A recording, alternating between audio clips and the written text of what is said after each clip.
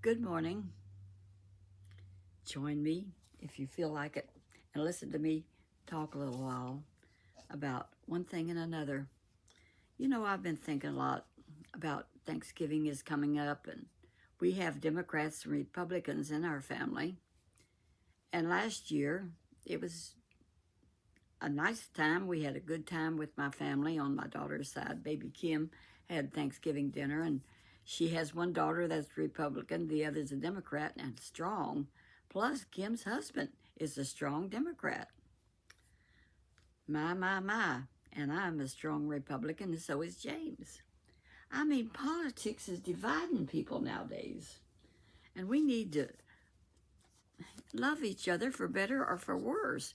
Just because you're a Democrat or a Republican, we don't hate you. We may not agree with you, but we must love each other regardless and be kind to one another. And I was watching on the internet this morning, and families are splitting up because some voted for Trump and some didn't vote for Trump and all that kind of stuff. Baloney Maroney. Nonsense. We're a Christian nation, Christian Judeo nation that believes that Jesus died for us and that we should love each other. So anyhow, I got me a new Bible, and I'm giving some of these for Christmas. And these are the one that President Trump was recommending, and they're kind of like leather. And it's the New King James Version, and it's so easy to read, and it's got big print, red letter edition, and they run about $20.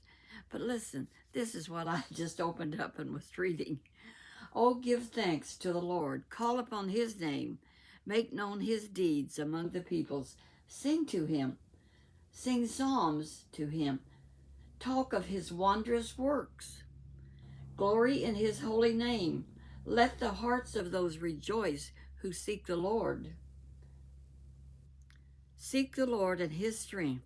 Seek his face forevermore. Remember his marvelous works which he has done, his wonders and the judgments of his mouth. So I have a son-in-law that's a Democrat, and he hates Trump and says so. But I don't hate Trump. I don't hate Kamala. I don't hate anybody. We don't hate one another. We hate maybe the things they do and some of the things they say, but we don't hate them. There's a spirit, a soul within them, and Jesus died for them. That really makes me concerned that people are breaking up homes, and we're not going to Thanksgiving because, they're what. They don't believe like we do. Baloney Maroney. So they don't believe like we do. We can still have a good time together, talking about the weather, the kids, what we're doing next. I mean, what does Trump have to do with what I'm doing? What does Kamala have to do with what I'm doing? I must confess I made fun of her silly laugh because I really didn't care for the girl. Bless her heart. I never did find out what she really was for. Some said they knew, but it was just turning over a new page, I reckon. Lord help her. I pray for her. I think she's getting kicked to the curb. They're talking about, though, maybe asking President Biden to step down and let her be president for a few days. Who knows what they're going to do? That's up to them. I'm going to keep serving the Lord, being kind to people, loving them, just like the Lord loves us, like Jesus died for us. We may not approve of what they're doing, but we don't hate them. We don't kick them out the door and say, I'm not speaking to you anymore. If you close the door to communication, how can you ever make up? You can't, and you do want to make up. You don't want to go for the rest of your life not speaking to somebody. I'm ranting this morning about families breaking up.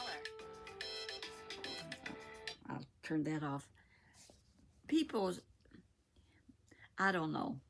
I know I've been around a long time, 91 years, and we've had people hurt us in private life, like my first husband. He was a gospel singer, and he was in this gospel group. And but they got it. this girl singer come and sing with them, and she had a husband, but he never came, and we never did meet him. But the leader of the gospel group, which was not my husband, started having an affair with that girl singer. And she was married and he was married. And I didn't really know about it. I thought they were pretty friendly, but, you know, I traveled on the bus with them and she traveled on the bus with us.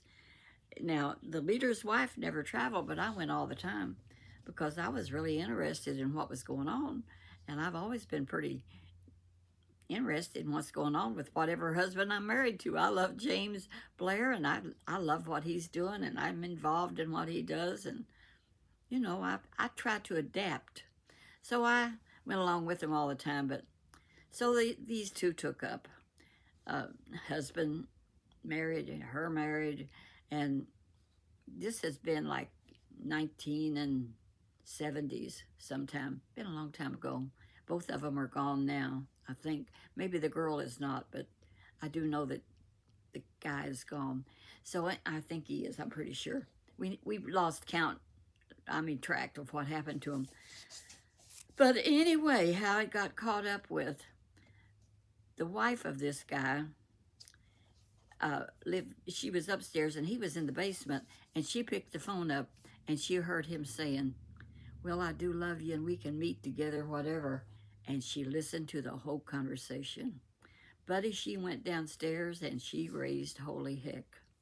And she says, "If you want to end our marriage, end it." No, he did not want to end her marriage. He was just having fun. Shame, shame, shame. So he broke up with his girlfriend and left her high and dry because, you know, his wife loved him and truly he loved her too. He was just having fun, I reckon. I don't know. I guess.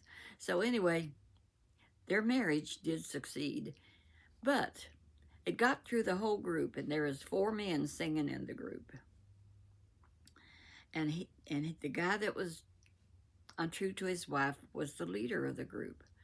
And, of course, Buddy and I traveled, and so the leader of the group was so embarrassed, and he started telling everybody that was why, and the group broke up. That was the end of the group. His wife said, "You ain't doing this anymore." And so we ended up with the group. But when he quit, and when she had him quit, he told everybody that it was Buddy that was running around on his wife. Well, he didn't have a chance to run around on me because I was there all the time. Really? Well, no, there just wasn't no time. But anyway, Buddy heard what the leader was telling about him, that he was the one that was running around. That's why the group broke up, because Buddy was being untrue to his wife. And Buddy was so hurt. I mean, it was a complete lie, of course. And a lot of people believed it. Well, what do you do in a case like? Well, Buddy just shriveled up, and he was so hurt, he couldn't believe Chuck would, his name was Chuck, would say stuff like that when he was the guilty one.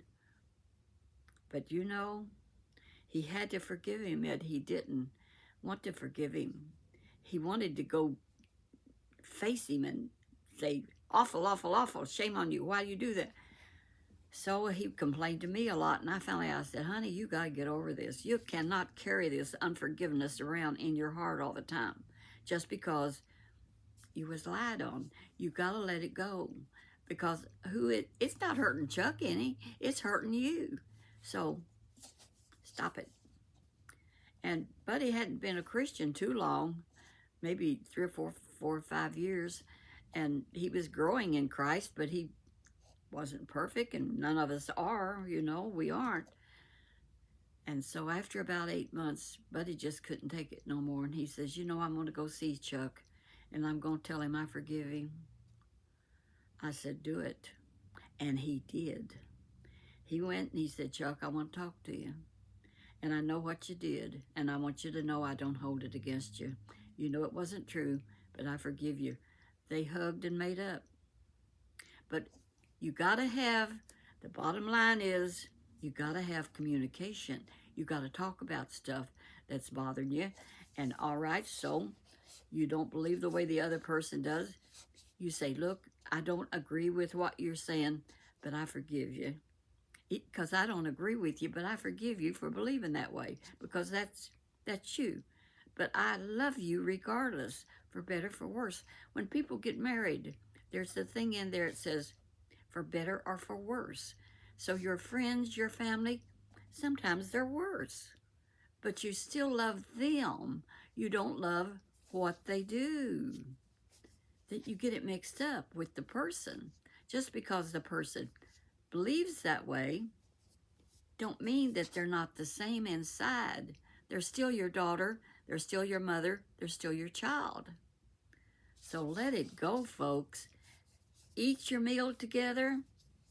Do not discuss politics. That's what we do. That's what I do. I don't bring it up.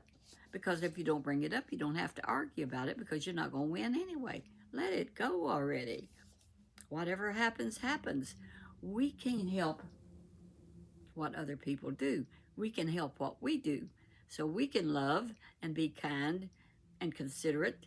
Jesus died for us. He laid his life down. Are we making a little sacrifice for our friends that don't believe like we do? Sometimes we don't. We say, well, if that's the way it is, I ain't gonna talk to her no more. No. Baloney Maroney. You still love them. They're still your child. They're still your mother, your friend, your daughter. And we do have different ones in our family. And I have a son-in-law and a granddaughter that are strong, strong Democrats. But I'm not going to be like that. And I'm not going to speak to them because they loved Kamala and I didn't want her to be president. And they're not going to do that to me either.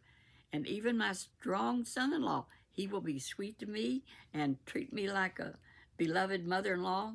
He always has. And my granddaughter still loves me, and I still love her. That's the way we do it, kiddos. We love them for better or for worse. God loved us when we didn't deserve it, and maybe they don't deserve it.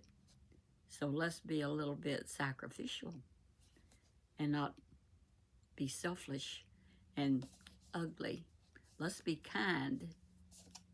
That's my rant for today. I sat here this morning and I thought, I see all this stuff on YouTube about this, that, and the other, and I do watch YouTube, and there's politics everywhere. And I said, how do I feel? And so I just told y'all how I feel about it all this morning. That we should be more Christ-like and more loving and keep communication open with those. Say hello and be kind. So I love you, and let's set an example. My mom always told me, Clarine, my name is Clarine, Lois Clarine Baird-Rice Blair.